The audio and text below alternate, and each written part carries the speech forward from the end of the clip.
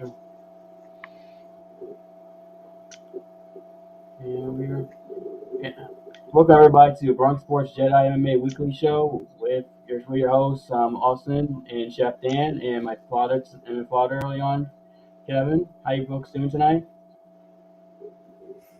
Doing well, Salute man. salute to the chats. Salute to everyone. Hope everyone's doing well.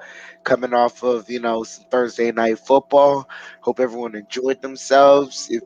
If your team won, hope you're having a good night. If your team lost, hope things are going better for you throughout the week. Yeah, definitely. Yeah, definitely. And so yeah, yes, last Saturday was pretty a lot of talk about from last Saturday, but also there's a lot going on this Saturday, not just in the UFC, but also boxing as well. And so let's recap what happened last week first before we break down what's going on this week. And last week in Abu Dhabi, UFC 267, Glover Teixeira versus Jan Blachowicz, and his history was made. That's all I can say. It was historic. Glover Teixeira became the oldest first-time UFC champion in history, age 42, defeating Jan Blachowicz via second-round rear naked choke. And this was Glover Teixeira just dominated the fight. What else do I need to say? He had better, at times mostly better striking exchanges. They would get takedown Jan, especially early, which Jan had a hard time, getting Glover off him, and Glover was able to put pressure on Jan as the fight kept going, and eventually, if I remember correctly, Jan tried to go for a Kimura and it failed, and Glover get a takedown, top position, and once he got that, Glover was able to get his arm free, and then basically work his way to a rear naked choke. And before that, I do remember. I think it was early in the second round. He did rock Jan Blachowicz, early on, and then once he put the rear naked choke on, he basically was able to submit Jan Blachowicz in the second round, and then, like I said, became the oldest first-time UFC champion. He's the second oldest champion in UFC history, behind Randy Couture, who was 43, if I'm not mistaken, when he won his last heavyweight title run. Now this was pretty a feel good story. If feel good story because Glover Teixeira, for those who don't know, was really supposed to be in the first season of Ultimate Fighter back in 2005, but he had visa issues, and so he couldn't get in the UFC until 2012. Then lost the title fight John Jones 2014, and worked his way up. From after losing Corey Anderson, winning 5 in a row, and now winning the UFC light heavyweight title. It's one of the great story, probably a very feel good story in all of MMA. I mean, I don't think there's anyone better than this. I mean, am I wrong, Chef Dan? And what are your thoughts on this fight? Um, some aspects I agree with you, some I disagree. I don't think Glover showed that he had the better striking. I think he just had the better overall game plan. Um, this was one of the fights where you know who had who had what strengths, and so it was all about who was going to do what first. And Glover, to his credit, he gambled in the beginning of the fight, deciding to go for the shoot, go for early wrestling. I just think that he knew around the second round when after the first round went the way it went, the second round he realized that he had to introduce more striking in order to get the result that he wanted. But he was going to take it to the ground regardless. I felt like he had a better game plan of trying to go towards his strengths early. He knows that if he tries to lengthen the fight and then go for takedowns, both guys are going to be sweaty, and it's going to be harder for both. They're going to be sweaty and more tired, so it's going to be harder for him to secure the takedown, and it's going to be harder for him to even move around Blahovich's body weight.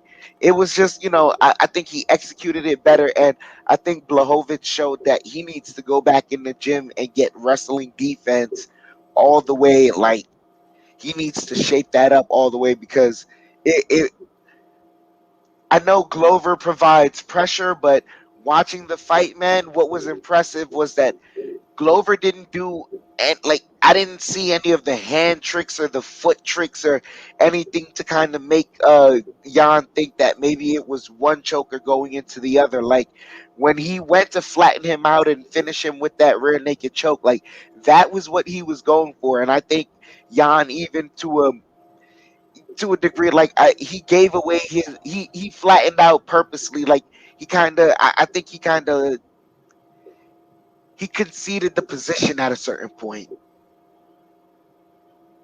So you think Jan kind of felt like he felt like that there was no point finding a position that basically might as well just conceded. I think after 1.5 rounds of seeing what Glover could do as far as the pressure and the grappling, and seeing as to how like it was relatively easy how he got Jan down to the ground. Jan provided little to no defense as far as takedown defense.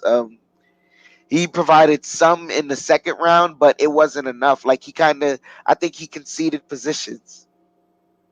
Gotcha. Yeah, that does make sense. Yeah, that's a good point. Now I think about it, it seemed like yeah, you know what, you're right about that. It seemed like once after knowing that he couldn't really do anything against Glover when Glover's on top, that it seemed like there's nothing he can do. Despite basically he had to see position. Hope maybe Glover made a mistake or just not take too much damage. I guess during the fight because Glover basically on top was just could did whatever he wanted to on Jan basically.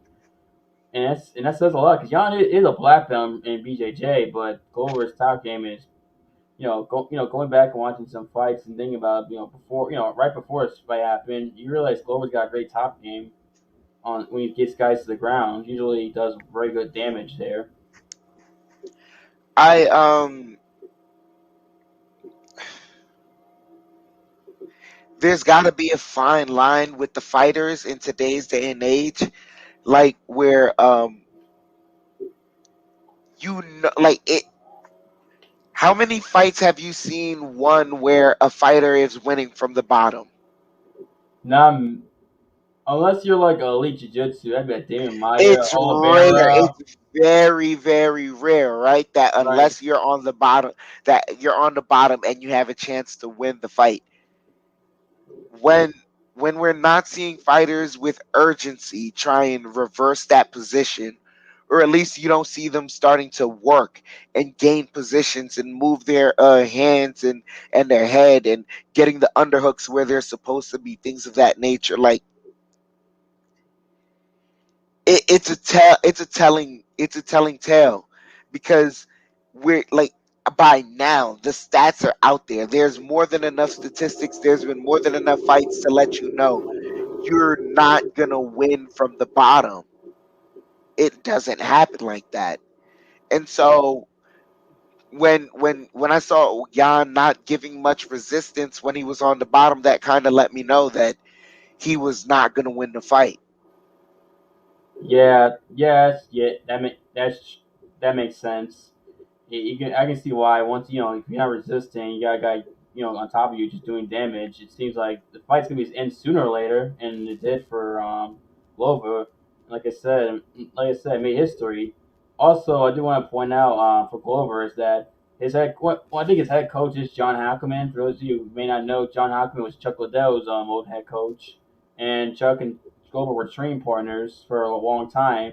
So John Hackleman gets to coach another UFC lightweight champion after Chuck Liddell. After 14 years since Liddell held it, now he gets another one, Glover Teixeira. I just want to point that out there because it is kind of a cool story. Something that you don't see stories like this in MMA. You really don't. Yeah, I agree with you there. Like it wasn't to take anything away from Glover Teixeira in Jan's lack of defense. Glover did an amazing thing. Being at that age, fighting continuously, fighting, getting himself in the position to be number one contender. He's a legitimate number one contender. There was no one else that deserved the next title shot other than Glover Teixeira, and so he capitalized on it, and it's a beautiful story. It's a beautiful career story. Right, I definitely agree. And right, and yeah, and now it looks like maybe Glover and maybe Yuri next year. Who knows when next year, or at least at least early next year. Looks like that's the next move. I mean, so it'll be interesting to see when those two fight, if they do fight, how that turn out to be. Like I said, we'll see when we get there. Go ahead. I mean, I think that'll be based off of first the rematch between Glover and Jan. I think that rematch is gonna happen, and then after that we'll see from then. But I think that rematch does happen. Really? You really think so? Yeah. What? Huh? I really don't think so. I never thought about them doing a rematch personally because how one side of the fight was. Mm, I think the champion always has that clause. We saw how one-sided the Rose and Zhang Weili fight was, but Zhang is getting her a rematch because the champions have that clause. Yeah, some of them do, but we've also seen guys don't get rematches like Jose Aldo when he lost to McGregor. He never got the rematch, despite being a long term champion in 145 from WEC to UFC. Unless maybe UFC's changed where they're more willing to give rematches now than maybe back then. Yeah, but you know, I don't know. It's not like Jan is sidelined. That's true. Yeah, that's true. Jan's not exactly gonna take a year off before he can fight He's again. not about to take a year off. The most he can do is most he's gonna do is probably what heal for a month or two, and then get right back into training camp. He can call for the rematch and have it be done very soon. Gotcha. Yeah, it makes true. That's true. We'll see. We'll see if the UFC does make that rematch, or if Yuri gets it, and we'll definitely keep our eyes out for that. Yeah, yeah, yeah. And I want to transition now to the co-main event, which is really exciting. I mean, this was probably the most exciting fight in the card, which was Piotr Jan versus Corey Sandhagen. And Piotr Jan won this fight 49-46 on all three judges' scorecards. Now, me personally, I thought Sandhagen won the fifth round. I thought Sandhagen did more in that fifth round. Jan hit him with some big shots. I feel like never really stopped Sandhagen from pressing forward. But that doesn't matter here and there. In the day, the right guy won the fight. Piotr Jan definitely deserved to win that fight despite how close round two was. Pierre Yan did what seems like his typical tactic, which is start slow, read what the guys, try to figure out what his opponent's doing. Once you make the go out there, play your game plan, and and make your opponent give your opponent fits, which Yan did with his heavy shots and angles, and also his wrestling too. I think he took Corey what at least twice, if I'm mistaken. I know one time he did. Yeah, I believe so. I know he got he got I think two takedowns. Yeah, two takedowns. Right, and I know Corey was trying to go for several takedowns, and they weren't working as successful as Jan's was. No, I believe he got a takedown. Right. Okay, It just didn't stay. Peter Yan didn't stay on his back long. So long, but it was technically counted as a takedown. right, gotcha. Okay, thank you for clarifying. Yeah, and it seemed like I said, Jan once after the first round, maybe halfway second round, was able to make the adjustments and making his fight. Seemed like even though he missed a lot of shots, but he was throwing more and he landed more shots and he has more power and he dropped Sandhagen in I believe the third round, if I'm mistaken.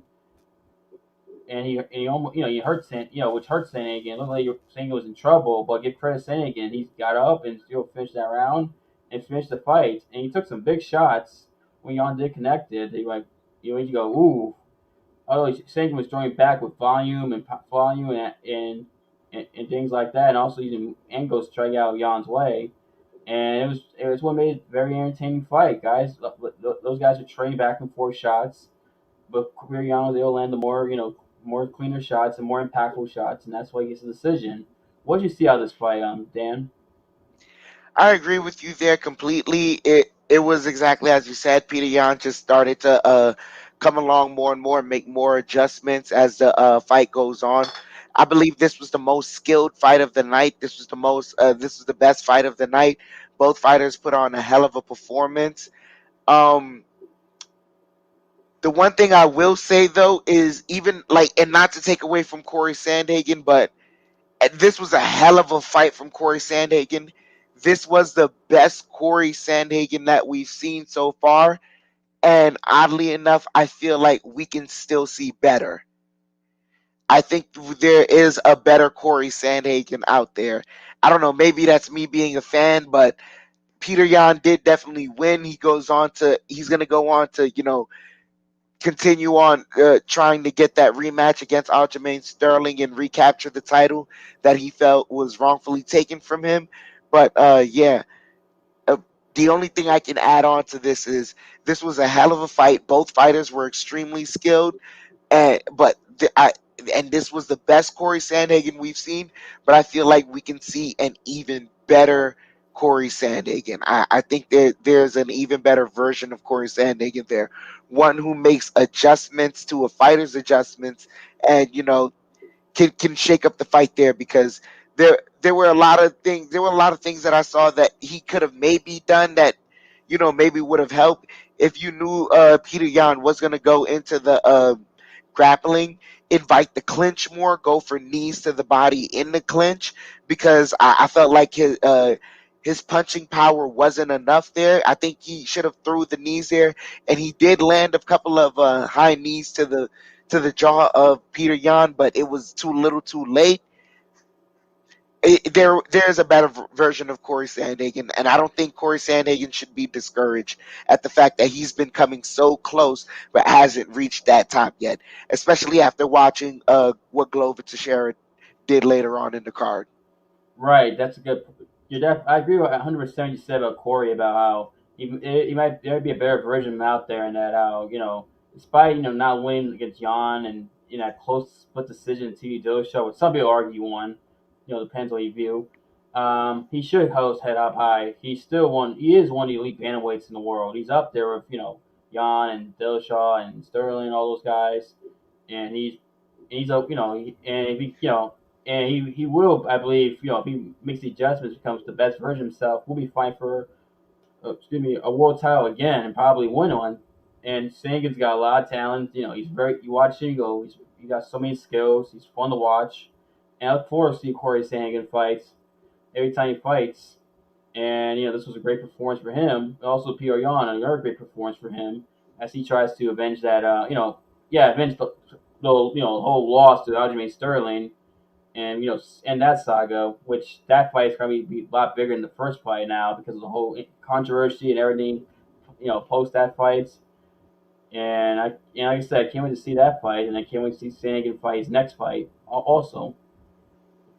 Most definitely. So with that being said, we can move on to the next fight up. It was Islam Makhachev versus Dan Hooker, and this was a very, very high pace fight that ended in the first round. Islam Makhachev, he came in with that pressure. Just he won the fight via a Kimura submission. And this was a submission that I think the only thing I can say about this fight, man, is that Dan Hooker he argued with the refs. I saw that he argued with the refs a little after the decision was made, but the Huh? refs made the judgment on made the better judgment on his call, because he if the refs did not step in, I believe that Islam Makhachev was gonna rip Dan Hooker's arm out of that socket, and he was going to be sidelined for a while. I don't even know what type of damage he's already sustained so far, because it was a vicious Kimura. He basically, ladies and gentlemen, he had his arm and cranked it on his back, like behind his own back, and it was just something vicious, oh, man, while pulling it outward, and he's just, I don't know, it's something vicious. It was a vicious Kimura. The only thing I can say is that Islam Makhachev is the real deal. He's here, and he's about 1 to 2 fights away from a title fight. That's it. Yeah, I want to piggyback on your point about the Kimura. It looked tight. It looked very. You can tell if Hooker, if this fight he was on, Hooker's arm, so many shoulders gonna be separated for and he could be gone for a year. Kind of like how Big Nog Nogueira guy showed us separated from Frank Mir's Kimura back in the day when he didn't want to tap. And when the fight got stopped, I was wondering what happened. Did I because it looked like it was hard for Dan Hooker to tap out based on what his body was, and I was wondering. I didn't see like a verbal submission. I had to, but the ref did saved him because he was going to be gone for a year at least, and that separated shoulder, which yeah, no one wants that. I don't care who you are. That's an awful injury to have. But Islam, he just shows how good he is. He is the truth. I mean, he is the hype. He just pressured, took him down, controlled him. Once he was able to get to Kimura, once he got to Kimura, it was good night. And Habib was talking to Islam about his Madison Square Garden moment. If you remember the first Madison Square Garden UFC show, 205, Habib fought Michael Johnson in that card, and this was like basically coming out a showcase fight for Habib, basically. Although Michael Johnson was top 5 at the time, he dominated Michael Johnson. If you remember, it's always punching him, saying, "You got to let me fight for a world title. You have to give up." He was doing that, and then he put the Kimura on him, and Johnson tapped out and had that famous call, of Conor McGregor, and we don't know what happened there. I guess for Islam, this was his moment to go out there, be a guy that's highly regarded in a big show with 267, dominate and have a call out. And Islam said, "Look, I won title fights. I won 9 in a row. Chandler and Gaethje, which we'll talk about later on, obviously, have last loss have taught for the title. It's time for him to step up. And you know what? I agree with Islam. I don't think he's one fight away. I think he is ready for the title shot. Personally, I think he should fight the winner of Oliveira Gaethje. Oliveira Poirier. My bad. Oliveira Poirier for the lightweight title. And I think that'd be a great matchup for whoever. Because I think personally, Islam is the uncrowned 155 champion. I do think Islam is going to eventually be that champion of that weight class. I think he's just so skilled and too good. Not just grappling, but also striking too. He's a very good striker as well. And also, I gotta give Islam credit for basically not taking a hit. I don't think he took a one punch that entire fight with Dan Hooker, if I'm not mistaken.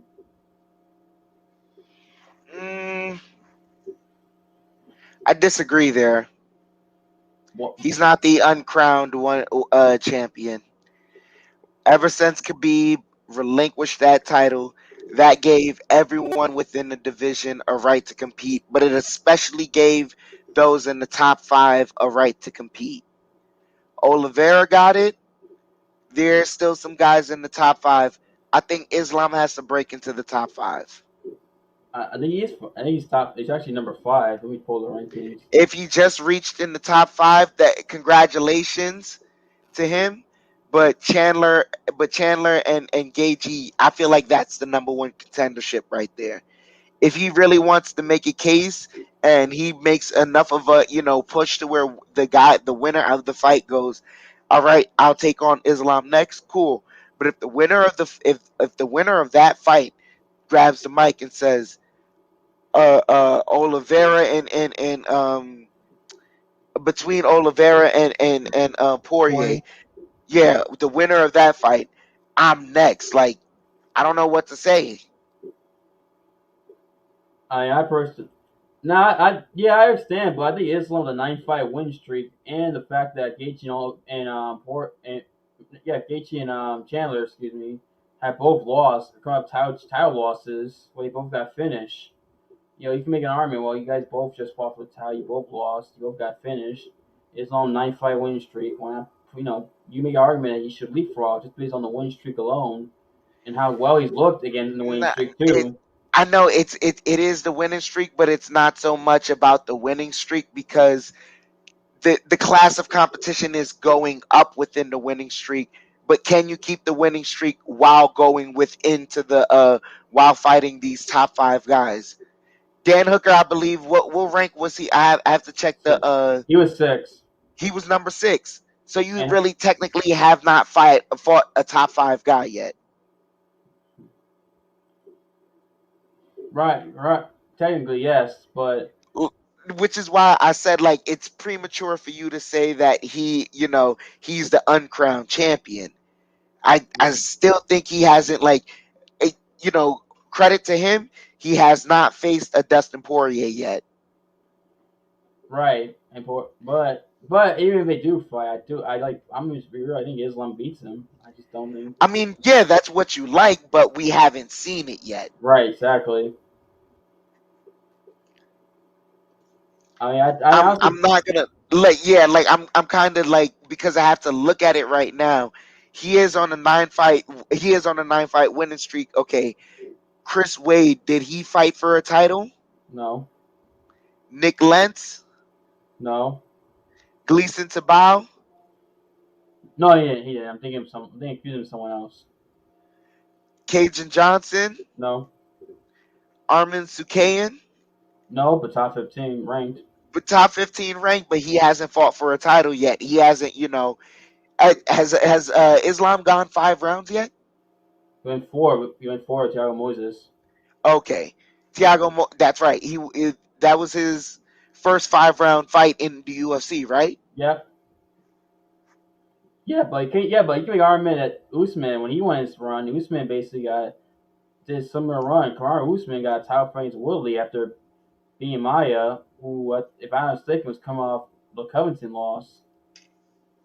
No, the RDA. It was RDA. After you beat RDA, you got the title fight. Who's coming off the Covington loss?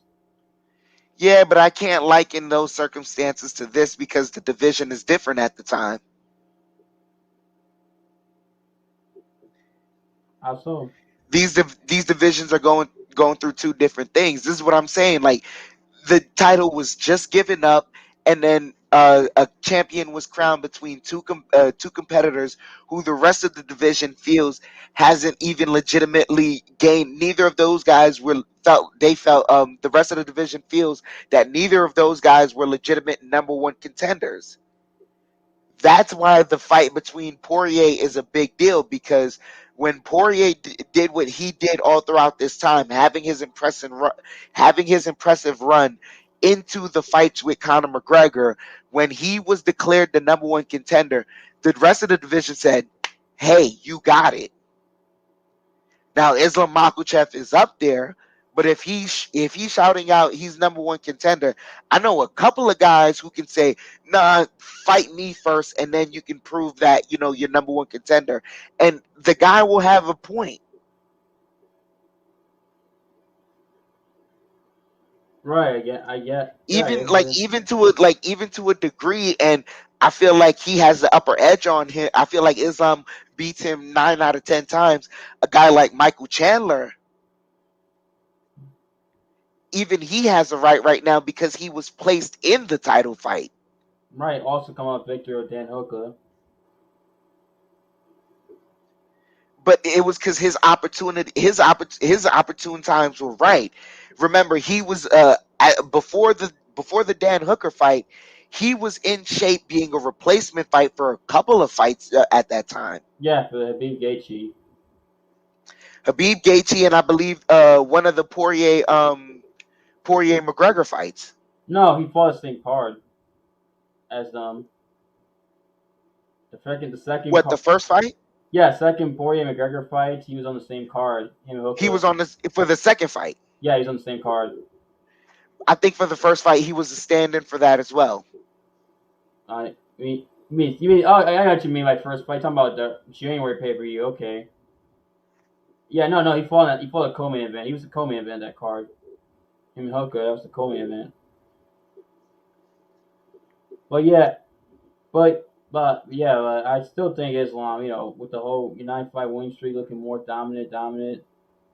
It's hard to deny a guy on that rope who's looked dominant and finishing people a title opportunity. I'm not denying him a title opportunity, but what I am saying are, like, within that division, now that he has reached top five, there's at least four of the guys ahead of him right now that have a case to say, "Hey, you should at least wait your turn before me." And they all have a legitimate gripe. No matter how impressive he's looked, there are these guys right there that before Habib retired, after Gaethje, they were probably next in line. I mean, besides Poirier, who at that time hadn't fought McGregor yet, and Chandler hadn't fought in the UFC, and Gaethje, and Derek Hughes hadn't the only guy was Charles Oliveira. He's the champ. Besides that, I mean, I don't agree with you there. No, because Chandler was waiting for his debut. Right, so I was saying, yeah, Prior to his debut, he was a stand-in. That's why he got the championship fight right after. yeah, He was going to get a championship fight. right, yeah. Not if he not didn't retire though. I don't think so there. I think after Gaethje, he would have gotten the debut fight against Dan Hooker. I think the result would have stayed the same regardless, and the next fight against Habib would have been Michael Chandler. And I know Habib would have said he doesn't deserve it, this, that, whatever, but he still would have signed the contract. Yeah, I guess so. I don't know because all the Oliveira, but the only one because he was on that at 8 fight win streak after he beat Tony. So that's hearsay or there. Right? Either way, we disagree. You think Islam should not get a title fight? I think he should personally. No, I'm not saying he shouldn't. Never say that I'm trying to trying to take bread out of a man's pockets. I'm not saying that. But what I am saying is he's 2 fights away. Or no, matter of fact, he's 1 fight away. He's 1 fight away. You think his next fight should be for the title? Yeah, I say he's 1 fight away. I mean, if you're not gonna give him a title fight, I think you should give Dariush the title fight. Where Gaethje and Chandler, me personally, I only deserve even I they win don't it. think. Yeah, But Beneil Dariush is coming off his last victory was Tony Ferguson, right? right, 8 fight win streak. I just don't. I just I both guys. so then They both. I so assume they're then both here's great. what you would do, because Tony Ferguson has not looked like championship material in his last 3 fights.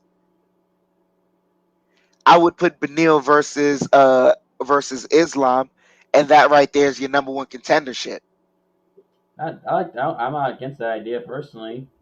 Although I can understand that. Although just me personally, I just think that Ken or Gaethje, both guys, like I said, coming off with title losses, where they got finished, and then having 1 fight win streak. Kind of hard for me to sell that as your number one contender to fight the winner of Poirier and Oliveira. Although if Poirier engaged your rematch, that'd be fun considering the first fight was pretty legendary back in 2018. I think it depends on the performance. Okay, well, yeah, we'll break that down. We're gonna break that fight down anyway. Chandler Gaethje. We'll save our thoughts for that later on. And yeah, before we move on, I just want to give a shout out to Streets Are Buzzing, Nick's super chat, 10 bucks. MSG Rocking, thank you very much for the super chat. We definitely appreciate that. Most definitely, MSG will be rocking this Saturday. Oh yeah, definitely. That garden's it's gonna feel like a big time fight atmosphere, kind of like 205 or the old boxing fights from back in the day. And yeah, can't wait for that. Like I said, and let's finish recapping 267. In the heavyweight division, yeah, Alexander Volkov beat Marcin Tybura by unanimous decision. And the before this fight was Tybura couldn't get the takedowns. He tried going for takedowns, couldn't get it. Volkov was able to stuff basically all of them and was able to use his move and just jab and hit and keep the fight standing and be able to pick them apart. Which I'm not surprised that if the fight was standing, Volkov would do better considering Volkov was the better striker. 22 is 22 is finish of his 33 victories were TKO KOs, and Volkov is a pretty good striker. So I'm not surprised by the result in terms of Volkov winning by stopping towards takedowns. What are your thoughts on this fight, Chef Dan? Yeah, I agree with you there. It was Volkov just using his length to and expertise. Later on and down the line, he started to tire, but by that time, Tabura stopped trying to really get the takedowns and more so tried to stand up. But because he, overextended on shooting so much earlier in the rounds, he couldn't throw with volume or have the power behind the shots that he wanted to. So this was just Alexander Volkov being a master of the octagon right there. This was this is complete controlled MMA right here, where you kind of just you're controlling the opponent to the pace that you want it. essentially. That was what Volkov did, essentially. So that's the only thing I can say. I can't take anything away from, Volkov. It wasn't, a fireworks performance, but Volkov being the master technician that he is, he was just, superior in this fight. Most definitely, and yeah, that is a good point you mentioned. Volkov got tired in the third round, where if Tybura exhausted himself going for takedowns, maybe Tybura could have done something in that third round, but he couldn't, and out Volkov gets a victory, stays in the top five. Now let's talk about the guy who may be the star of the whole show behind Glory Teixeira. That's Khamzat Chimaev. Hamza Chimaev versus Li Jingliang in the welterweight division, and Hamza Chimaev wins this fight via rear naked choke in round one, 3 minutes and 16 seconds, and he made Li pass out. Basically, he literally grabbed, picked it, shoot on him, picked him up, literally picked him up, walked him, carried him, and talked to Dana White while doing it, and then dropped him down. Just was going for submissions, and you got the record choke in one position, then switched it to another one like this, basically. Well, by reverse, so the way it looks on the camera, but you get the point. And but they'll put Li Jiang to sleep, who I believe is a black belt in Jiu-Jitsu also, which makes that even more impressive.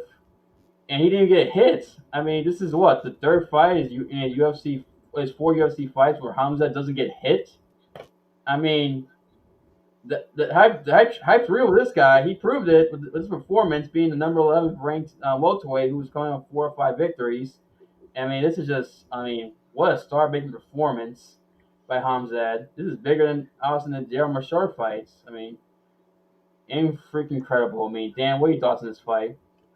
I agree with you there completely. And the thing is, for me, I can't even break down. I don't want to break down the fight so much as what I feel that the rest of that division has done to themselves with Hamza Chimaev, because before he caught COVID, I want to just remind everyone he was in two divisions trying to dominate two divisions. And he was fighting in different weight classes, making the weights and being just as dominant as he showed this Saturday. And so right now, while he was sickly, he was kind of still asking for a ranked guy, even though he still had the dominant run, but he was sickly. He was the next fight, I need a ranked guy. I need a ranked guy. And everyone kept ducking him and kept ducking him. Well, now he's so impressive that Dana White had no choice but to put a number on his name. And so now, all the people who were ducking him in that division, I want to let you know something. You have no choice but to face him. If you're a guy that you feel like you can't get a title fight right now, all the guys in the higher rank, all the guys in the number above you are, they're tied up in their numbers. That's the guy that can get you a title fight. And Yep. oddly enough, he's in a space right now where I have the same. I think he's more fights away than Islam Makhachev from a title fight, Right. but he's not that far away from a title fight. He's one of those guys where he's a couple fights. If he keeps the dominant performance up the way he is, it is nothing stopping him from, getting a 5 round fight and getting his name called up to get the strap. I have nothing to say other than he's dominant, and I think those ranked guys in his division, they made their own worst enemy. That's all I can say about that. Yeah, you're right about that. And also, I think Hamza, he's very popular too. I mean, social media videos about him, UFC posts, they get a lot of views. And if he has like back-to-back dominant performances, I can see him getting a title fight just based on the popularity alone. And That you can debate that, but the popularity might, they might just do it because of that. No, I don't want to debate that. That's another aspect I want to bring, but also compare that to Islam Makhachev. Islam doesn't market himself as well as Hamzat does. Hamzat's more interesting on the internet. Right.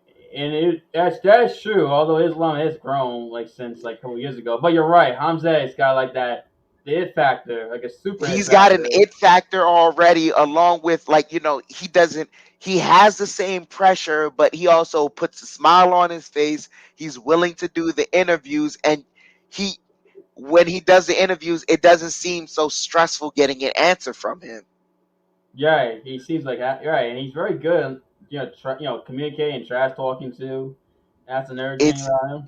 he like he had the different expression throughout the face off. His face off is I know Islam looks like a killer, and that killer stuff works as far as like the intimidation, but sometimes giving the people a different look but still being true to yourself helps. Right. And I so got I think he can market himself way better, and so he may be able to fast track himself way faster than Islam might. Yeah, right, and you know what? If we're talking about Hamza, there's a fight I do like. I like to see him fight. A fight I like to see him fight. Excuse me. It's Neil Magny. I just see him going against a grappler like Neil, who's very well accomplished, very good grappler. One's ranked. Neil Magny is one of the few guys who actually won Hamza, who's actually said, "Look, I'll fight him. Why not give it to him? He's top 10. It's a good chest for Hamza and for Neil Magny. See where both guys are at. If Hamza gets past Neil Magny, gets a really good grappler, that can really now it really sets his rocket ship goes up even more, and he gets even closer to that title fight, especially if he does dominant performance. That's just me speaking. That does great. Like that's a fight where I think both guys have something on the line. Where if Hamza gets past Neil Magny, it truly shows that he has staying power, and he's gonna climb up the ranks. He's about his word. And Neil Magny, man, he's kind of in. I don't want to say, but he is kind of in limbo right now in his hunt for the title belt. He needs a couple of impressive performances to kind of catapult himself. And what better way than to stop the guy who's self-proclaimed Khabib 2.0, who's only been touched once in 4 UFC fights and has been dominant. So that would be an Unbelievable. interesting fight right there, most definitely. Yeah, I definitely agree. It's just unbelievable. You just mentioned it. Touched once in his 4 UFC fights. Once. That's just I just it blows my mind. It's just I'm stunned. It's amazing what Hamza has been doing with that. It's just unfreaking believable. Anyway, let's move on to the opening fight of this card, which is Magomed Ankalaev versus Volkan Ozdemir. Ankalaev wins this fight, all unanimous decision, 30-27, two judges scorecards, 128-28 on another. And this fight seemed like Ozdemir early on was doing very well. He came after it. Ankalaev, he was touching him. He went for a flying knee when Ankalaev went for a takedown. Didn't get it though, but still, it made even they make Ankalaev worry about takedowns. Oh, I gotta be careful because he might knock me out like Ben Askren or Masvidal style. But it seems like once Ankalaev dropped Uzdemir, it seems like Uzdemir was just survival mode. Just I gotta survive. I can't I need to survive and I'm good type of vibe. And allow Ankalaev to control the fight, dictate the fight, and he was able to get the victory there.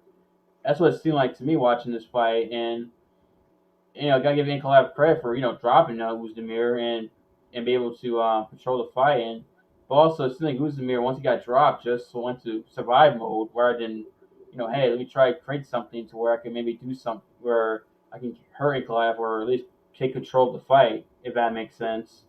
What did you see in that fight, Chef Dan? I did not get to catch this fight. This was the one fight I missed because I was actually on my way from work heading home, so I only got to catch the rest of the card from this fight on. So I could only take your word for it. Right, like I said, good performance. Magomed Ankalaev, who, like I said, all those Russian, Chechenian, Dagestani, Kyrgyz Russian fighters, and even Russian fighters, period. He met, particularly that region, Caucasus Mountain region. I always thought he was the most underrated guy. I feel like he never gets enough credit. I always thought, man, I always want to talk about Magomed, but be on this big card opening fight. Hopefully maybe he gets some attention now as heavyweight division gets very interesting. Obviously, there's a new champ now. We got Yuri in the mix. You also got Rakic and Anthony Smith. We can't forget them. Now Magomed's a player, a factor, and this light heavyweight division is definitely it's interesting again, which is great because like I mentioned last week, it's historically been the big division of UFC and MMA general 205, and now we're seeing these guys step up. Bellator's lightweight division is solid, and now the lightweight division is slowly coming back to where it used to be, where it was the premier division MMA. Not now, but it's getting there though, if that makes sense. Most definitely, I agree with you there. But yeah, with that being said, I want to highlight Hasbullah was definitely in attendance. I saw Hasbullah. If you Yes, guys don't know who Hasbullah is, look him up. yes, Very interesting fellow on the internet. The way he lives life, I think we all want to be Hasbullah. yes. Oh yeah, when Islam won, Habib and brought Hasbulla in the cage. It was so funny. He was like lifting him up like Simba, and he kicked him. Hasbullah's been knocking out everyone. He knocked out Matt Sarah. He knocked Yep. out DC. He Yes, was knocking out everyone. Hasbulla is a force to be reckoned with. Most definitely. And Dana White has let it be known there's a more than 0% chance that he will fight in the UFC. So, you know, I don't know if that's point zero, 0.00001 Yep. or 0.00002, but there is a chance. The super fight of our lives could be in the octagon. Yeah, right. And Mayhew's Blue was a good luck charm for the Russian fighters because in this card, the main card, the Russian fighters went undefeated. From Pierre Yan to Islam to Volkov to Hamzat and Ankalaev, all of them won. So Russia was 5-0 in the main card. Great night for Russia MMA. If you're a Russia fan, you gotta be happy. Want to point Most that. definitely. Speaking of undefeated, let me just a little recap of the prelims. Coach Habib and Javier Mendez stay undefeated as well because Zubaira Tugalov defeated Ricardo Ramos 29-28 in a very action-packed fight. It seemed like Zubaira was just one step ahead of him in that whole fight. Ramos did land some stuff. Even rocked Zubaira in the first round. But Zubaira was able to pull through and land the better shots to get out of harm's way most of the night and able to pull that victory. And in the first fight, you had Tahir Ubagov defeating Alan Nascimento. We had split decision 29-28. Unfortunately, I didn't get to see this fight, but Tahir wins, and Tahir wins. It leads to Coach Habib and Javier still be undefeated when they work together in UFC Bellator. So that's pretty impressive. Want to give that a shout out. Also in this card, the main event of the prelims was Amanda Ebas versus Verna Janjaroba or Hanroba, and Ebas wins this fight 28-20. All three just scorecards, and I agree, this was the right call. Jarob and Hanroba dropped Ebas in the end of the first round after doing well in top position, and she won that round. But I give Ebas credit for coming through the second, third round. Her striking being so much better than even the Marina Rodriguez fight, her last fight prior to this one, which Marina was able to finish Amanda back in January. He was better striking. He was able to land, some of the better shots against Verona in second rounds 2 and 3. Even rocked her in the third round, and could have probably, if she went for it, maybe got out of there possibly. And well, she didn't, but Hebos was still doing enough to get a victory. So man, Hebos, after a setback, gets a victory and continues to send us competitive strawweight division. And also there's are you aware of the referee controversy, the prelims? I heard that a referee did get kicked off the card, but I really wasn't in tune to it. If you could let me know on the controversy, what happened there? Okay, it was the Ilya Zelki dos Santos fight versus Benoit Saint Dois, and Dos Santos won, but the referee should have stopped the fight. Benoit was basically getting his, lack of a better term, his ass whooped. Let's just call it for what it is. And it was the point where you watched it, it was uncomfortable. DC and Paul Felder basically saying stop the fight. Basically, they were saying that because it was that one sided. Also, Benoit got an eye poke, but the referee didn't allow the doctor to come in and check the eye, which is which is ridiculous because unless you are a eye doctor as well, how do you not let the doctor come in and check the opponent's eye? And then I think there was like a groin strike landing on Dos Santos supposedly landed, but it looked more like a punch to like the belt line. I'm not punch, excuse me, a kick to the belt line, excuse me. And Dos Santos got a point taken away from that, which kind of made no sense. That's why he won this fight 29-26 instead of 30-26. That is, I forgot, there was something else he did too that was bad, I forget, but those three things were really bad. And it's so bad that Mark Randall from UFC came in and basically said, took him out and said, nope, no, you're not going to referee any fights of this card. So yeah, it was bad fishing, and it was and gotta give the UFC credit for and Mark Reiner more so credit for taking that referee out and making sure he doesn't ref any other fights. Because I imagine if you're a fighter, you hear about this and he's your ref for your fight, you probably won't feel uncomfortable. You're not gonna feel comfortable dealing with this ref at all.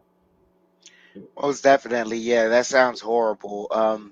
I'm glad that the organization took a proactive step in getting rid of that referee, and so that at the very least for the rest of the card, that no other fighter was put in danger due to his sloppy officiating, and hopefully that there's a red flag on him, and that the governing bodies do what it needs to be done as far as like if they need to have him do some re-examination, suspend him for a moment, things of that nature.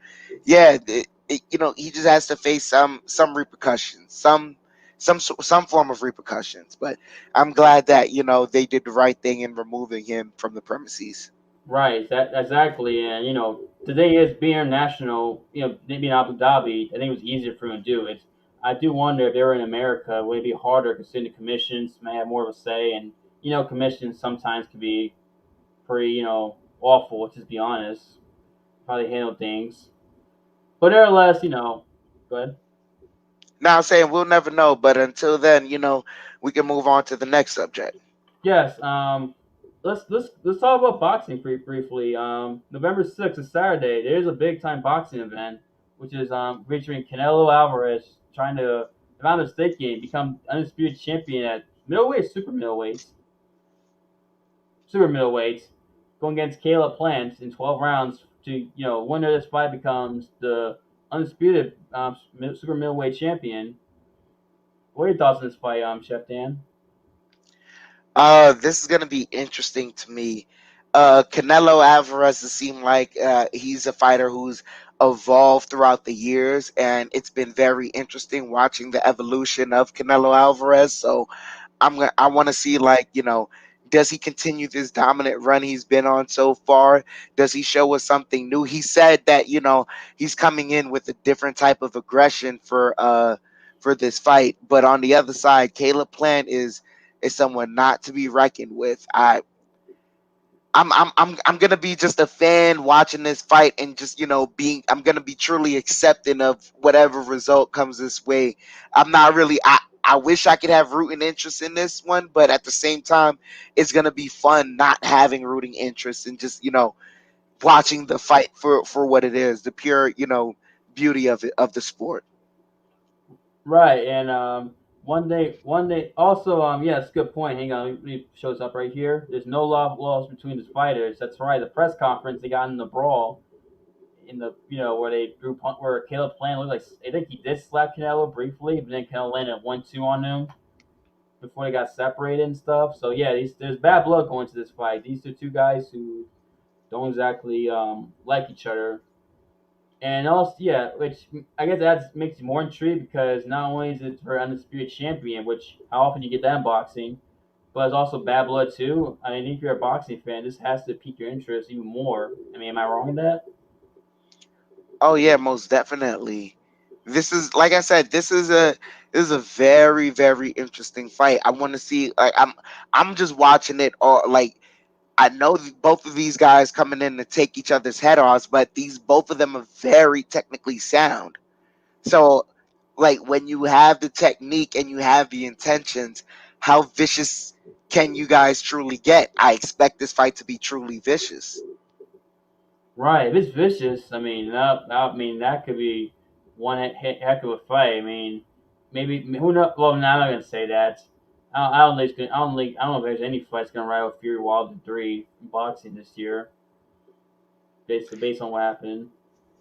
I don't know if it will rival it, but sometimes a fight sets the tone. Uh, That's what you can hope for, is that the fight sets the tone. That fight set the tone for all main events. That, hey, from now on, every fighter has to step it up.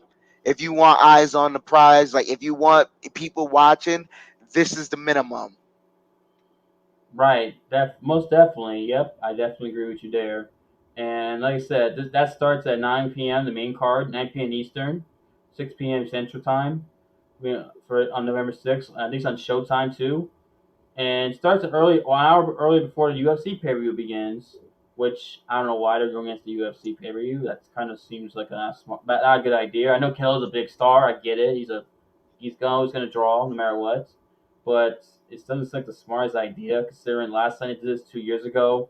They had to wait till the Masvidal and Nate Diaz fight was over, literally, before they started the main event. They were showing it in the screens of the MGM too. So I don't know why they're doing this again.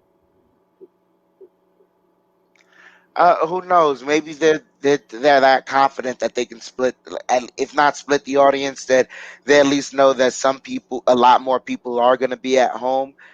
Maybe people are going to be streaming on two different accounts, so you're going to get the eyeballs either which way. And and we were mentioned for both fighters, Caleb and Canelo both have power in their punches. So yeah, they're both power in their punches. It's gonna be great to see who can who can land the harder shots and who rocks who first. Well, definitely, yep, definitely important big time boxing event going on this Saturday at MGM Grand November 6th on Showtime pay per view 9 p.m. Eastern beginning. But before that, Bellator is having an event on Friday nights. Friday evening, 5 o'clock Eastern time, between the lightweight champion between Pierre Quilly and Patricky Pitbull, Patricio Pitbull's brother, who Patricio gave up the 155 title because he wants to get the rematch with AJ McKee, and plus he doesn't want to fight his brother, so let's Burgos out there and fight for the world title against Pierre Quilly. This is a rematch from a fight a year and a half ago, which I do remember. That Patricio was dominating the fight, but what happened was Pierre landed like an elbow or something that cut Patricio's like eyebrow. I think this one here, and then as the fight went on, they stopped. The doctors ended up stopping the fight in the end of the second round, and Cooley got the victory. And Patricky was kind of upset about it. And a lot of people thought were upset about it because they thought Patricky could continue on. That Patricky was basically dominating that fight.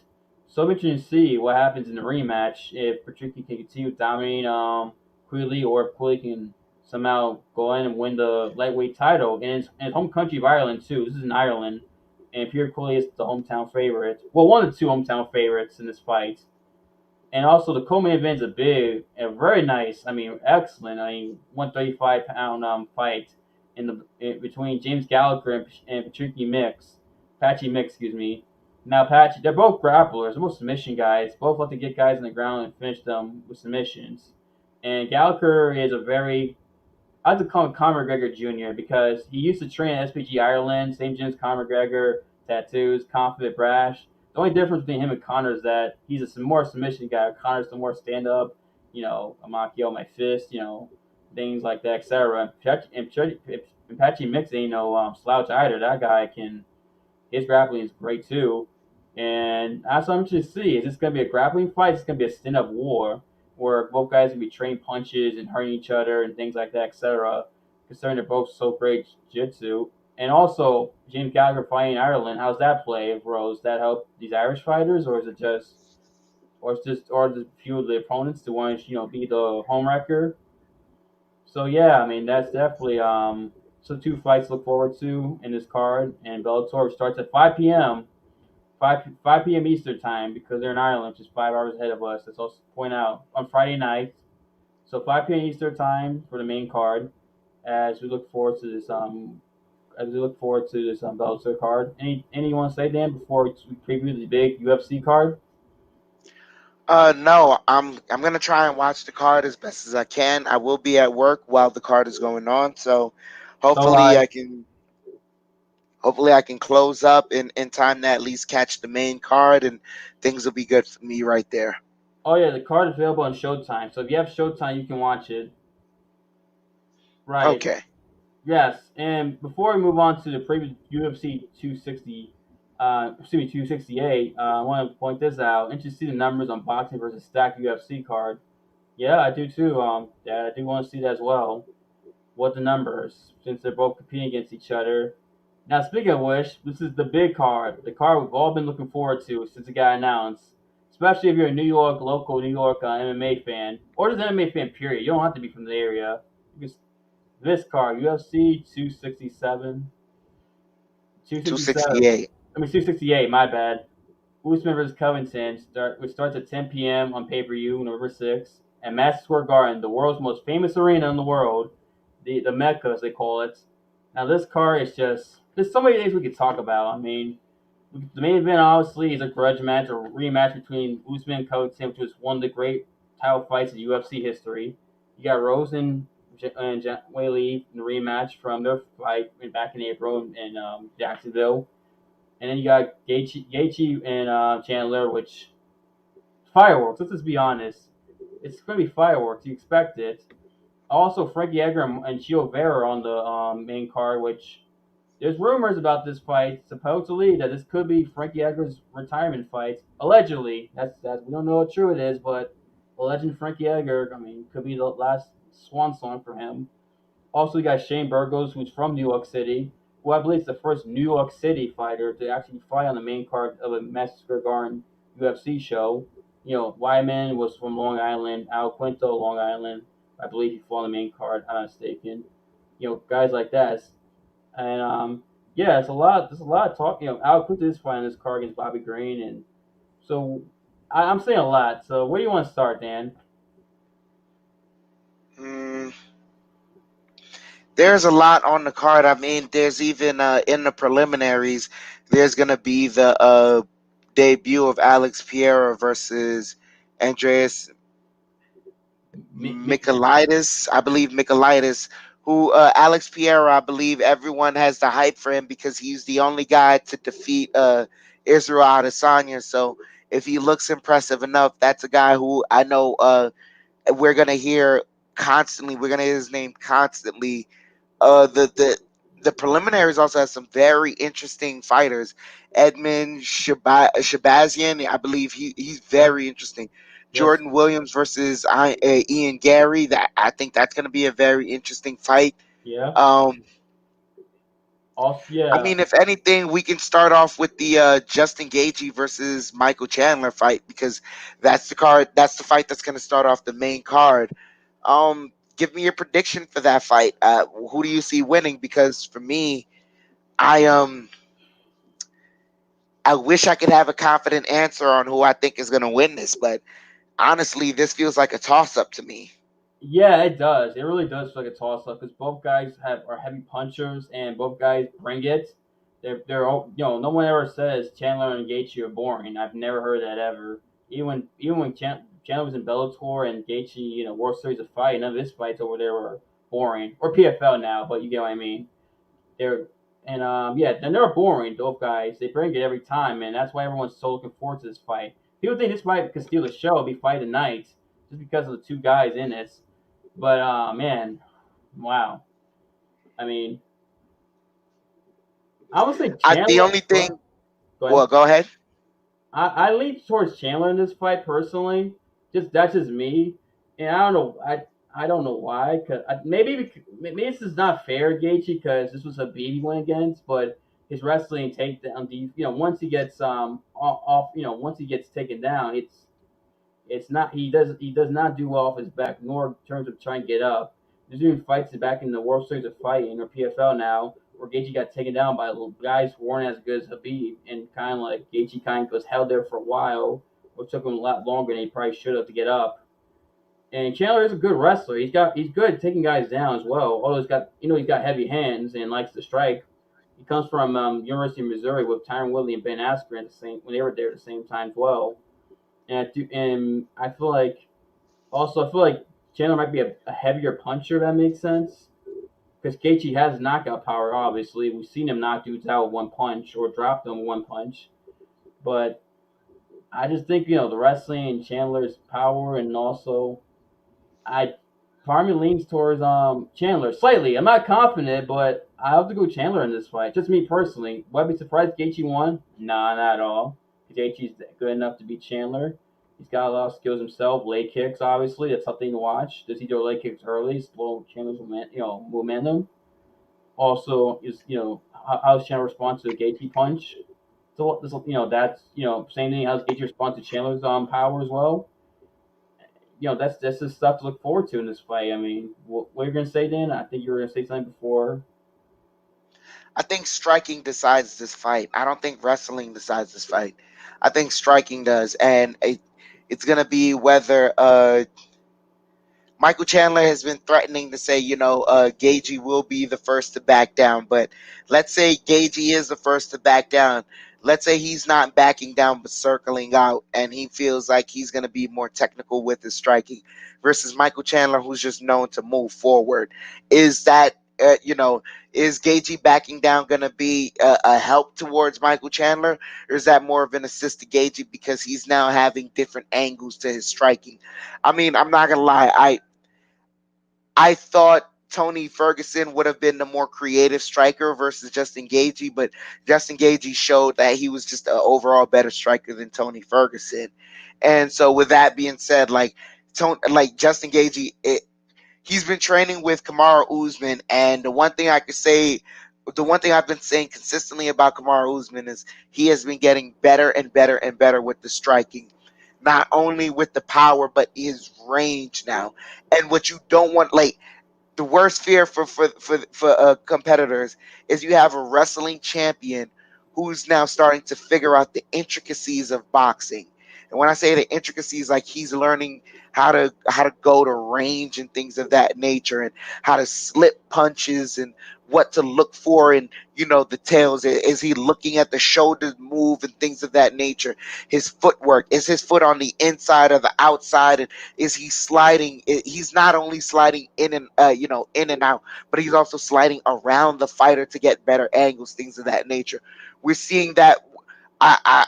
We saw that with Kamaru Usman in the Masvidal, not only in the Gil Masvidal Burns. fight, but in the Gilbert Burns fight as well. That his striking is getting better and better, and the guy he's been training with is Justin Gaethje, and Justin Gaethje showed that in the Tony Ferguson fight. So I expect Justin Gaethje's striking to come along to get better and better, and I think the striking will decide this fight. I don't know who wins this fight, but I believe striking decides it. I don't believe wrestling is a deciding factor. Right, but if you're Chandler, why wouldn't you not use it? Especially if you can take him down. You see how he's not good off his back. I mean, if that's be ground and pound, you use it for ground and pound, maybe ground and pound Gaethje. I get what you mean. Striking is a big deal. I can see it where they say, you know what, real quick strikers. I'm just going to try to use my striking better than beat yours. You know what I mean? I Plus, know go ahead. I know, but Gaethje is a collegiate wrestler himself, so he's not shy on the experience of wrestling. I know he knows how to stuff a takedown. Right, he does. But also, So Chandler's now also it's like a collegiate wrestler as well, University of Missouri.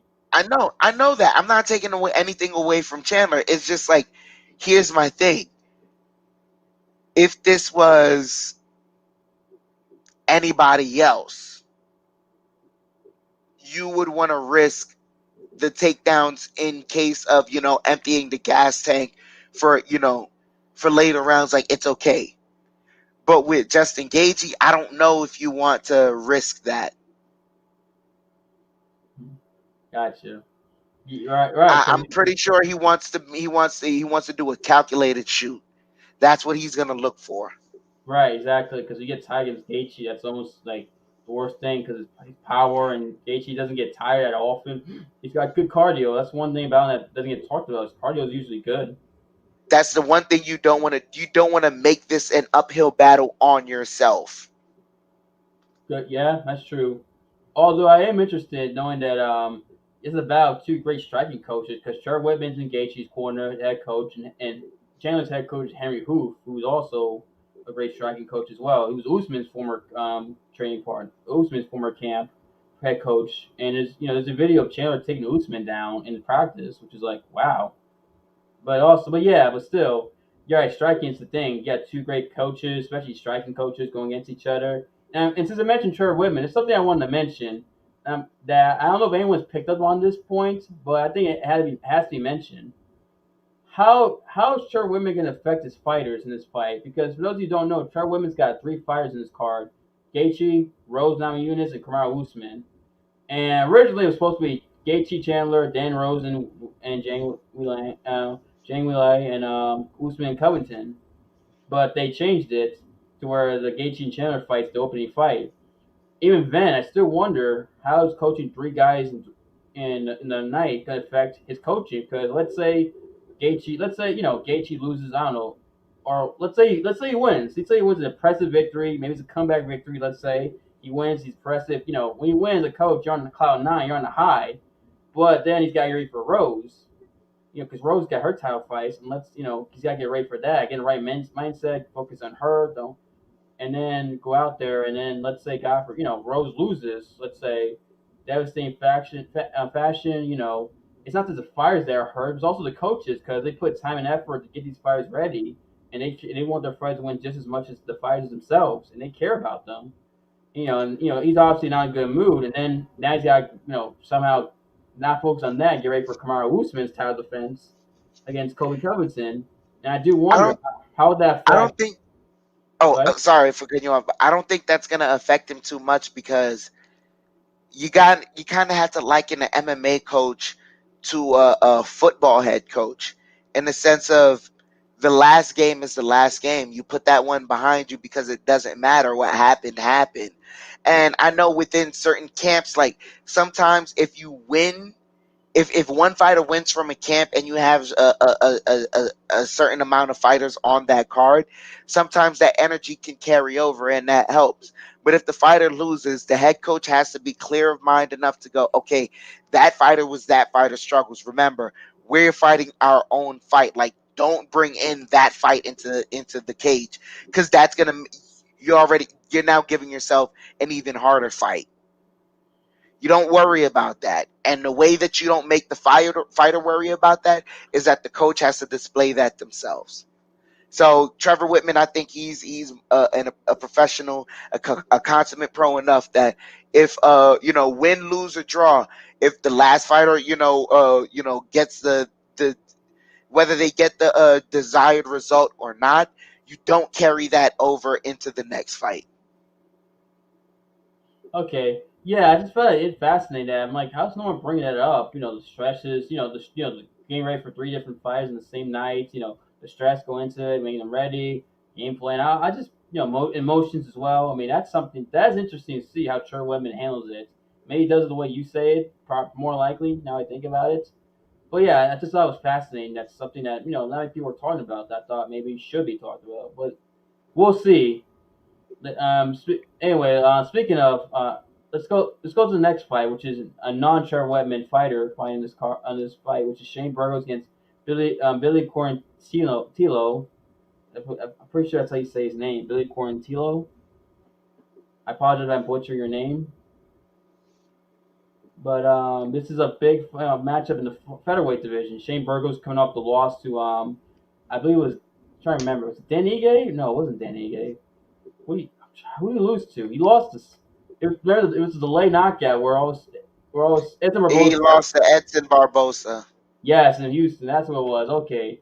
Yeah, I remember it was the delayed knockout where he was doing well. All of a sudden, his body just collapses, and then he's. Yeah, okay. It's Shane Burgos is excited, man. Shane Burgos is a fun fighter to watch. A good fighter, fun, and now he's fighting in his hometown in front of his family and friends. I assume in New York City, the world's most famous arena, Madison Square Garden. I am interested to see how does he handle that. Does it get too much for him being the only New Yorker on this card? Well, only New York City born fighter on the card, and being like the first one I can recall actually fight on the main card with New York pay per view.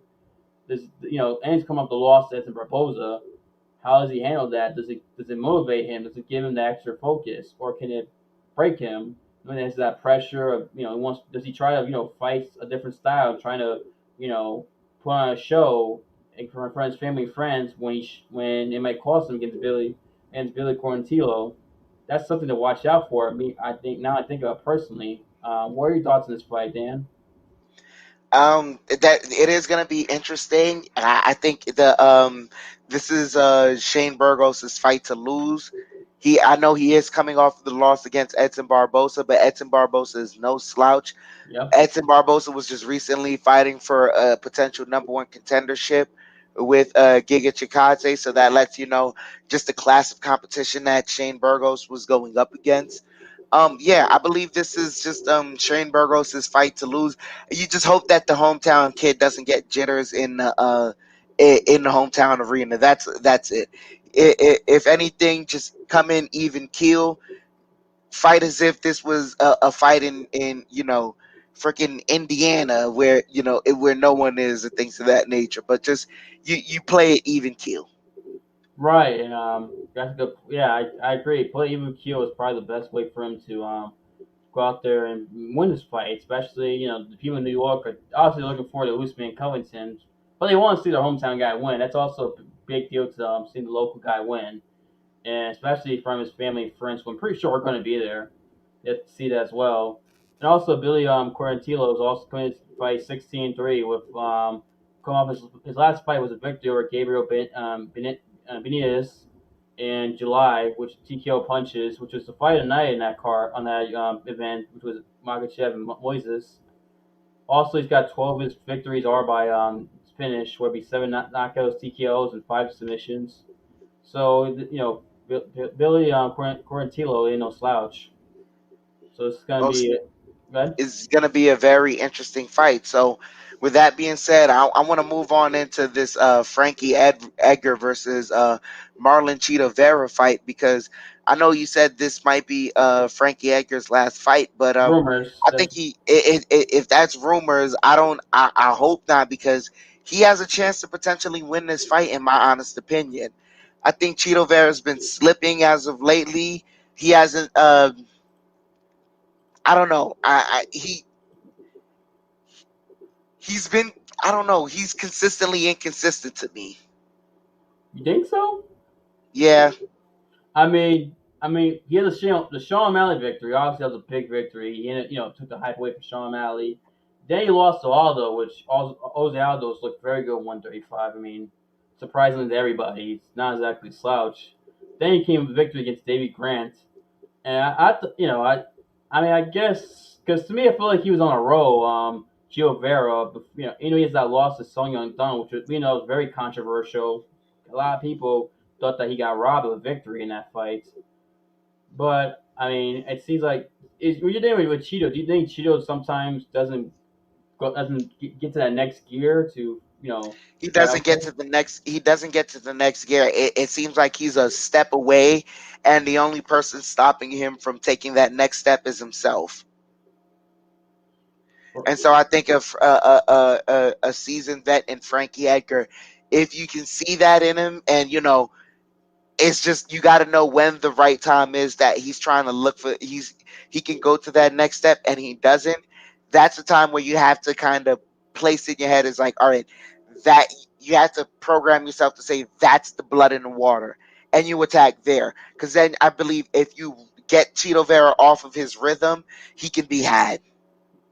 Yeah, I do agree. I think if you do that, he can be had. I think all if I'm not mistaken, I think that's what Aldo did in that fight. He got him off his rhythm, and then Aldo's able to go through. Excuse me, a decision victory from that. If I remember that fight. For me, I can't. Yeah, it was December of last year. That's when that fight took place. Okay, but Frankie Edgar. I mean, some people are wondering how's he respond because his last fight in February, he got knocked out cold by Corey Sandhagen in that flying knee. I mean, he was out. And Frank Edgar, I mean, Frank Edgar was known to have one of the best chins in MMA, probably his all-time chin in MMA history. Despite, I know he got knocked out by Ortega back in 2018, but if I remember, 6 weeks later, he's fighting Club Swanson in New Jersey, and he pulled the victory there, which was, very impressive, showing that after getting knocked out first time, he can bounce back and go out there and win a fight. So people are wondering, well, is the same thing for Frankie Edgar? Yeah, he got knocked out badly, but he's gonna go out there, will get the job done, get a victory. He's gonna go out there and pretend that knockout didn't happen, hopefully, and fight in front of his. I'm not gonna say his hometown because he's from Tom Rivers, New Jersey, which is a little drive away from New York City. It's not exactly Newark or you know like from New York City, but still, it's not that far. You know what I mean, right? Yeah. Yeah, Tom's River. So Frank Guerrero's always been cheered by the New York crowd. Every time, he's fought in New York a couple of times, and they always give him love.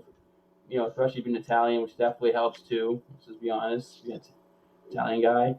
But yeah, I think one thing for Frankie Edgar I'd like to see is maybe use wrestling, a little more wrestling potentially. Considering, I mean, he does a wrestling background, and maybe if he can set it up and get takedowns to Chio Vera, maybe it can throw him off his rhythm.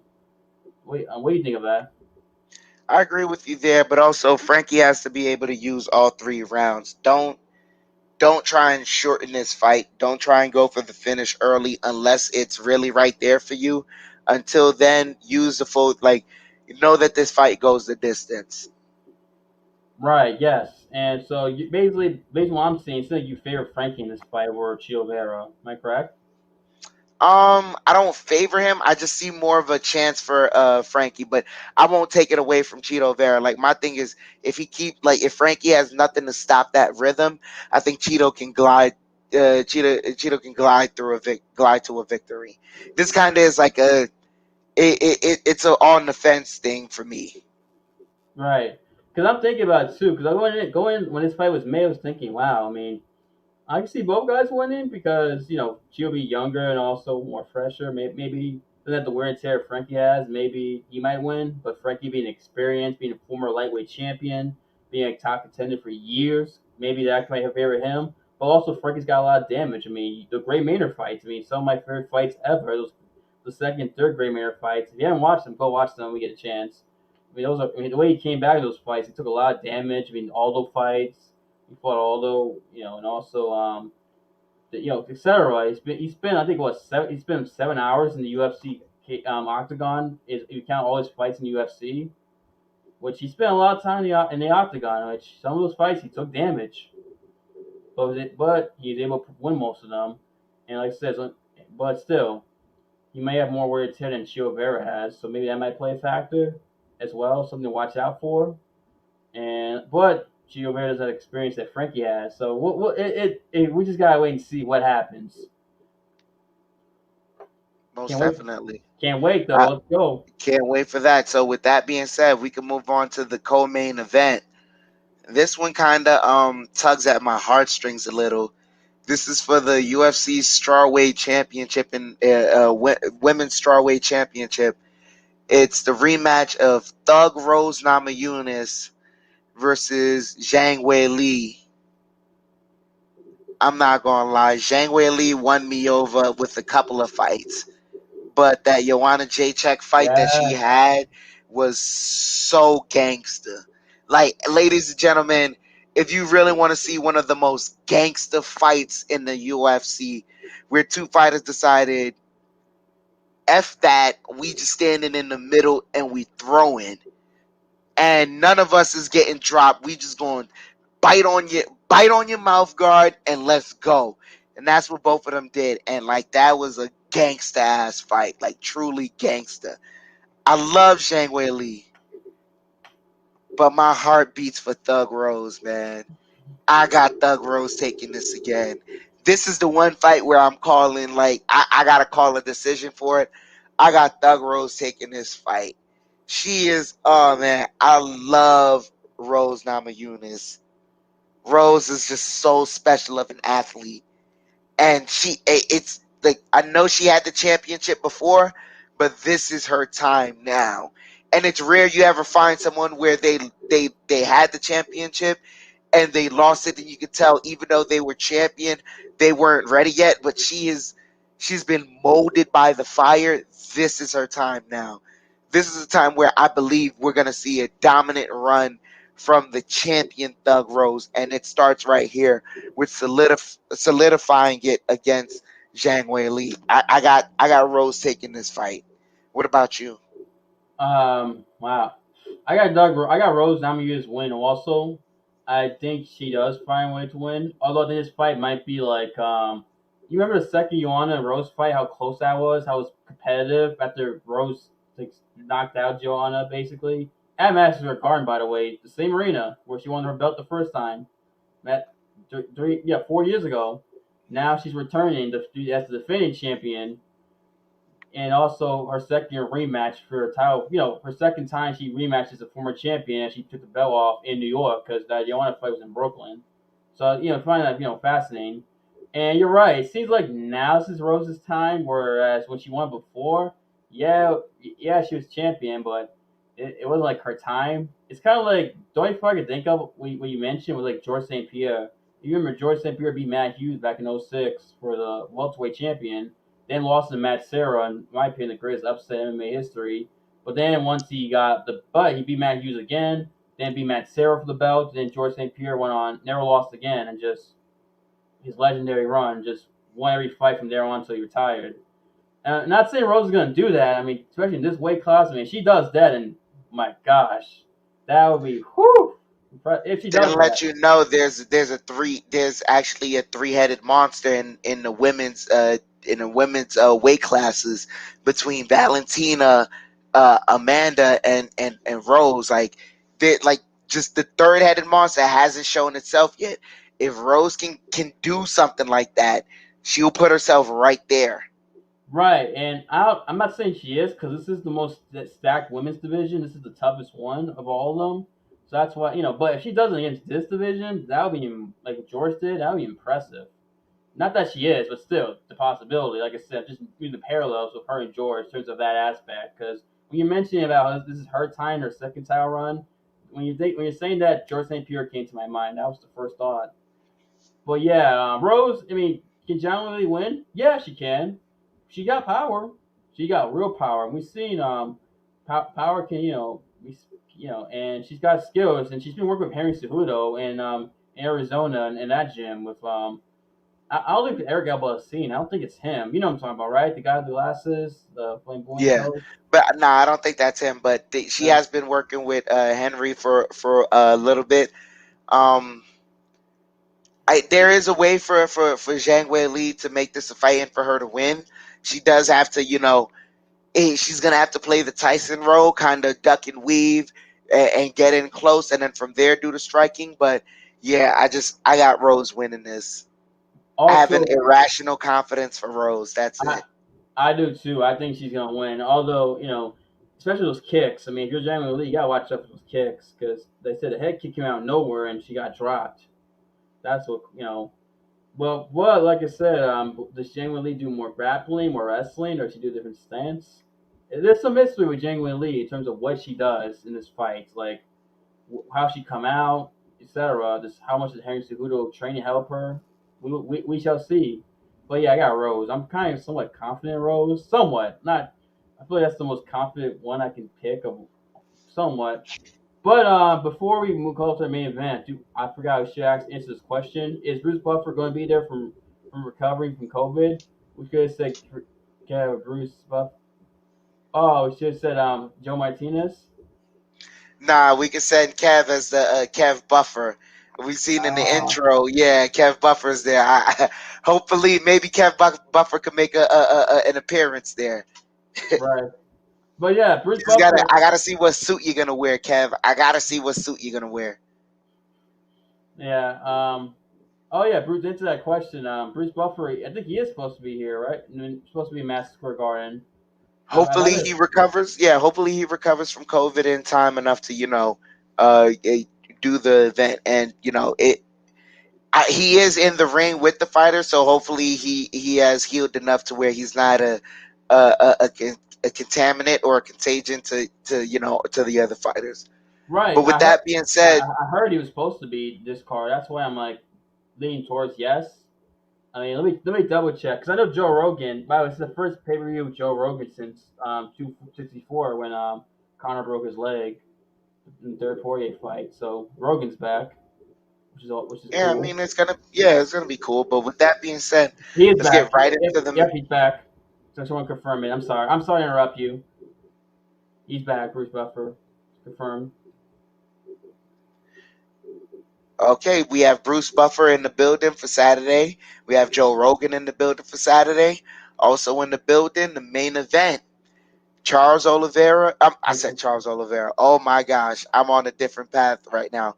Next month. Kamaru Usman versus Colby Covington for the UFC Welterweight Championship. The last fight was dirty and grimy. How do you expect this fight to be? I expect it to be somewhat like the first fight in terms of its action packed. They both go at each other, but I think they're really more tactical, both guys, because obviously they both got hit a lot, and I think both guys are not trying to do the same thing again. Especially, regardless. And I think it's gonna be dirty and grimy. Maybe, maybe not. It depends, because I know both guys don't like each other, so maybe no matter what, it doesn't matter if it's who the ref is, it's gonna be dirty and grimy regardless. But one thing people are mentioning is Usman. Since going to Whitman, his striking has improved, a lot. And maybe people feel like, well, it was striking. Usman should have the advantage considering he knocked out Masvidal his last fight, who was a pretty good striker in his own right in the welterweight division. But one thing I do want to know is Colby Covington. See, Kobe's only fought once since that fight. That was against Tyron Woodley. He went to a different camp, different trainers and all that. I wonder if the element of surprise that maybe might help Covington in this case is that you don't know, like we know somewhat, we don't know like what he's been working. It's gonna be new techniques and stuff, or maybe that might catch Usman off guard, may potentially because he maybe do something that him and Charles Women didn't expect. And that's something to throw out there. I'm not saying it's the case, but it's something that I don't think we should ignore either. Also, another thing that is all right, is anyone going to go for a takedown? Because no one went for a takedown in that fight. There's no takedown attempt. They just stand and traded. Which happens when you have two wrestlers.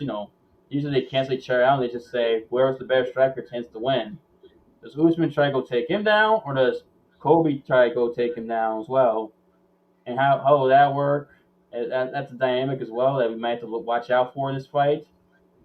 And and also yeah, oh shoot, I forgot my train of thought. I'm sorry. Take it away, Dan, because I forgot what else I was gonna say.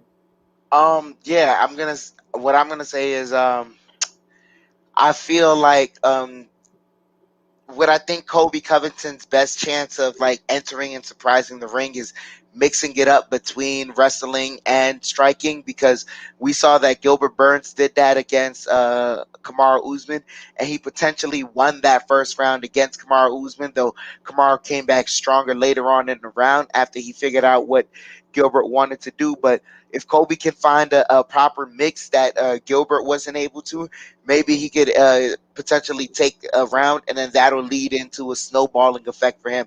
Otherwise, I know the last fight was close and dirty and grimy. I've I got Kamaru Usman taking this one, and it's not gonna be as close this time.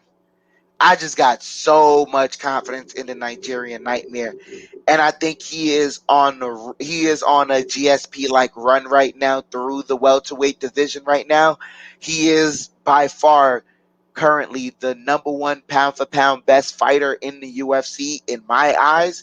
I don't think there is another person. Well, the closest person I believe that has a debate for that, as far as the domination within their own division, is Israel, the last stylebender, Adesanya. But other than that, I think Kamaru Usman, he's the pound for pound best fighter right now. And the one edge he has over Israel right now is the ability to both wrestle and strike. And I know Israel's striking is better than Kamara's, but Kamara is just getting better and better with the striking. He is not slowing down. Both of these guys are getting better and better, but we see like Kamara is rounding out the edges and being a more complete fighter. Where Israel right now, he just has to get better and better with the defense, the takedown defense, and things of that nature. So I I don't know, like it. Kamaru Usman, he's just the Nigerian Nightmare is real, man. And these two guys really don't like each other, and I see him like he really didn't like Masvidal, but there was a respect there, and you saw what he did with Masvidal. He really doesn't like Colby Covington, and I see him going for a finish. Right, and you know what? After saying all that, I honestly, for some reason, I have a feeling we're gonna see Kobe. I think they're upset. I think the upset's happening. I think Kobe beats Usman. I just this whole week, everything. I don't know why. This whole week, I've been feeling that Kobe's gonna win this fight. just me personally, I thought I don't know, maybe something about Usman's like I don't want to say it's like he's not taking him seriously. Of course he is because the rivalry, but it's almost like he's talking about fighting Canelo, boxing him. Because well, I'm the pound for number one. He's pound for number one in boxing, doing that, which is like it's like it's kind of like come on, man, focus on Kobe. And also yeah, and plus today's press conference. If I'm not sure if you saw it, if anybody watched it, if you remember the end, when they get the face off, Usman got really personal, and, like just shoved Kobe as well, almost like he got like Kobe's. Almost seemed like what Kobe's words got to him because you remember in the first fight, he didn't really like do anything like that. When in the lead up to the first fight, he was more you could tell Kobe was bothering him, but at the same time he was being calm, cool, like like almost like say Saturday I'm gonna hit you. And now here in this fight, he's like getting more and more he got emotional with the push off. And usually Colby Covington, he gets guys all jacked up in their head, and once he does that, he tends to beat them like he did RDA. I mean, the RDA example might be the best one where he got in RDA's head, and you can tell, and RDA try to knock him out, and Colby was able to take advantage of that. And obviously RDA is different from Usman. There's a different level of skill set, obviously. Don't want to point that out. And I do, and I am, like I said, I think maybe ever since I seen leading up to this fight, it's letting me more and more believing that Kobe's gonna pull off the victory, the upset. It's not major to me. It's not that major of an upset because they're so close, but it's still an upset regardless because how dominant Usman's been since arriving to UFC back in 2015. Yeah, 2015 it was. And but No, go ahead. yeah, I do want and like if Usman's trying to knock his head off, and tries to become more stand up about sending shots up, does it make it easier for Kobe to take him down because if you lunging, try and knock him out. Yeah, he's a great wrestler, Usman. He might lose that position where Kobe can just take him down, and once Kobe gets on top of you, Kobe tends to it's hard to get off of him. He'll let you up, but sometimes Kobe lets you up and take you down, and which obviously make Kamaru tired, which something which Kamaru's had gas problems, cardio problems in the past. Even the Masvidal fight, if you remember, at the end of the first round, he was swinging wildly and looked like he was being somewhat exhausted. Although in the second round, he got it back and able to knock out Masvidal. And that's something I did notice in that Masvidal fight. I was like, wait, why is he swinging like that? Why does he look like he's getting somewhat tired? In the second Masvidal fight, I should say rather, it was kind of like weird.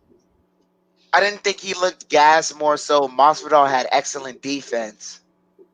I don't think we can take away from Masvidal. Like the part of the great striking comes with the striking defense and knowing how to roll off punches. A lot of the punches that a lot of the punches that Kamaru had landed earlier in that Masvidal fight in the second one, Masvidal was successfully rolling off a lot of them. It's just that we saw the effect of the one good one he landed where he set his feet properly and everything. He got it done. And another thing is, if Kobe wants to take it to wrestling, I don't think Kamaru's opposed to that. Right. Yeah, that's true. But I'm also wondering how is he working with his wrestling? I know he's a great wrestler, but it's like who's he working with his wrestling? Because what like I know Gaethje's a great wrestler, but it's how often is Gaethje? Like, is it just Gaethje, or is there other people with weight class that are working with as well? I mean, that's a good point. I mean, Kamaru, if you're not afraid, I mean, I can wrestle too. I mean, let's do it. There's that factor as well. But I do wonder, and also for Kobe too, in terms of how's Kobe handled the striking, has his striking defense improved, and also do we see kicks from Kobe Covington? Does he throw kicks? Maybe leg kicks or body kicks? Who knows? Does he do that in this fight as well? That's another thing we gotta see from Kobe. Does he go for it with kicks or not? Yeah, that might be that may shift the momentum of the fight. I agree with that. Yeah, does he do that? And also, I had another thing. Dang it. I'm forgetting. Why am I forgetting stuff now? In this fight. It was something related to Usman. Oh, you mentioned Gilbert Burns. That's right. You mentioned how Gilbert Burns was mixing things up, wrestling, threat, takedown, and punching. And he was able to knock Usman down that first round, but Usman was able to figure him out. does Kobe try to do the same game plan, or maybe not because Usman figured it out. Maybe he thinks, well, Usman only figured it out because they train together, so he knows Gilbert better than most guys. But yeah, I do like you mentioned that. What are you saying? Now I was saying, who knows? The days are coming upon us. It's getting closer and closer, so we're getting closer to finding out, what the game plans are, and we're getting ready for that. Right. Yeah, and I can't wait, man. It's this grudge match. The first fight was classic. Who knows the second fight deliver? Who knows? Does Usman continue his run? Or does Kobe get the victory, and now we got a trilogy fight, which I mean it'd be hard to deny a trilogy fight if Kobe wins, because I didn't know you got Leon Edwards, even if or wait, maybe they do. If Kobe were to win, do you think they do Masvidal if he beats Leon, considering the rivalry, the grudge they have? Maybe, but then again, I think Kamaru's been so dominant that he gets the rematch. Yeah, I agree. I mean, I believe, pretty personally, I understand. I think would support a trilogy fight. If Kobe were to win, obviously, that's if he wins. That's the key part. It would also be dependent on, the health after the fight. That would be it, really. Right, exactly. Because a trilogy fight definitely sells. I mean, trilogy fight's a trilogy fight, especially these two guys who don't like each other. Sells tremendous, And as long regardless. as you have a yeah, and they don't like each other, but then you also have a belt to kind of dangle in between those two, so it definitely sells. But also, I just want to let the chat know to just be on the lookout for this fight, Ally Kenta versus Bobby Green in Yes, the preliminaries. I think that's going to be a very interesting fight. I think that's going to be fireworks. So I just want everyone to look out for that. Edmund Shabazian. Shabazian, yeah, Shabazian versus Nazarene Imavov. I think that's going to be interesting because Shabazian is a very interesting fighter. Jordan Williams versus Ian Gary. I think that's also going to be interesting. That's also in the welterweight division as well. Both fighters with heavy hands. Jordan Williams with very heavy hands. He just has some things to clean up, and hopefully he shows us the progression. But it's going to be a lot of fighters on this card in the preliminaries that we've seen before that hopefully show us a progression, some new things that help them move on into better, bigger, and better spots on the card. Right, exactly. And I'll quit the Valley Cream. Glad you mentioned that because I think that fight could be make a fight night, another fight night potential fight. That's it's not gonna be to me. It's gonna be Al Quinta or Gaethje and Chandler or the main event. I think that's to me three fights that could be fight a night. That's just my opinion. I could be wrong. Maybe it's gonna be another fight I'm not thinking of. Also, I might mention Ian Gary because Ian Gary is the Cage Warrior champion coming over from England to England to United States, and I guess he's like Conor McGregor in terms of being a Cage Warrior champion, then leaving to go to the UFC type of vibe. We'll see if Gary can. He's got a lot of love over back in I think the UK or Ireland. I forget which. I forget. I don't know. I forget which one he's which. Forgive me. I know it's bad to confuse an Irish guy with English guy and vice versa because of the history. But yeah, my bad. But yeah, I know he's got like a solid fan base over there. Also not like Patty, but it's not like Patty Pimlin, but still, you get what I mean. Most definitely, I agree with you there. Is there anything else you wanted to bring up for this card? Um, no, just a reminder that starts 10 p.m. the main card on pay per view at Madison Square Garden, and the prelims to start at 8 o'clock on ESPN Plus. I believe ESPN Plus. And this is going to be a great card, man. If you like, great night for combat sports. I don't. I mean, it's kind of like why you compete with UFC if you're Canelo Alvarez and Caleb Plant. Especially why you competing against UFC. But I guess it's a good time for a combat sports fan. I guess you can watch high level boxing, high level mixed martial arts. Oh, preferably it'd be great if one started and ended before the other one. But that's just another story for another day. Well, yeah, combat sports this weekend. You got your combat sports fan. You're happy. You're excited. You got stuff. It's gonna it's gonna whet your appetite. It's gonna take care of that I forget the term. That It's gonna satiate the hunger. Yes, quench there you the go. thirst for the for all you fighting fans, and you know that right after you watch it, you come back here on the Bronx Sports Jedi Network on Thursday with Austin and Chef Dan, and we're gonna break it down for you, let you know what we saw, give our takes as fans, and you let us know what you saw as well. The chat is more than welcome. You guys chime in. We'll highlight what you said, and we love the interaction with you guys. Right, exactly. We do. And thank you everyone for rules in the chat and who's watching us afterwards. We appreciate all you guys. Thank you guys for listening to us and listening to our commentary. We truly appreciate you. Dan, my dad, Kevin. We all appreciate you guys so much. And also, you can listen to us on podcast and on podcast platforms in case you don't want YouTube to drain the battery. You can listen to us on Anchor FM, Spotify, Podbean, Reason FM, Buzzsprout.com. So if you want to listen to us while working out, or at work, or drive home, or just going for a jog, or bike ride, you can listen to us there. And anything Most else you want? definitely. And you could also check in the description of the video. We'll put in the link for the merch store. You can cop some Bronx Sports Jedi Network merch. We have some awesome shirts. Some new things is coming out. We're working on some awesome things. So just be on the lookout for that. Support the channel. It's just love. We love the love that we're receiving from the fans, and so we're just trying to show some back. And that's just it, really. We're fans, and we're just trying to join in on the conversation with you guys out there in the world. Right, definitely. Exactly, Chef Danny and Purple. We're just fans who just want to join the conversation and just give our opinions. Because we're just fans like everyone else. We're not, we have our thoughts and opinions. We enjoy what we talk about. We love it. Just giving our thoughts and our passion. And that's all you can ask for. And we try to be honest. Try to, be honest how we feel. And we thank you guys always for supporting us no matter what. And thank you guys. And I can't wait for Saturday night. Let's go. Woo! Let's go. Any closing remarks before we end the show, Dan? None other than Saturday night fights. Let's get it. Saturday night, great night. Let's go. And thank you. And I'm closing up. Catch us next Thursday for a breakdown of what happened Saturday night. And till then, guys, stay safe. Enjoy the fights, and see y'all guys next week. Bye.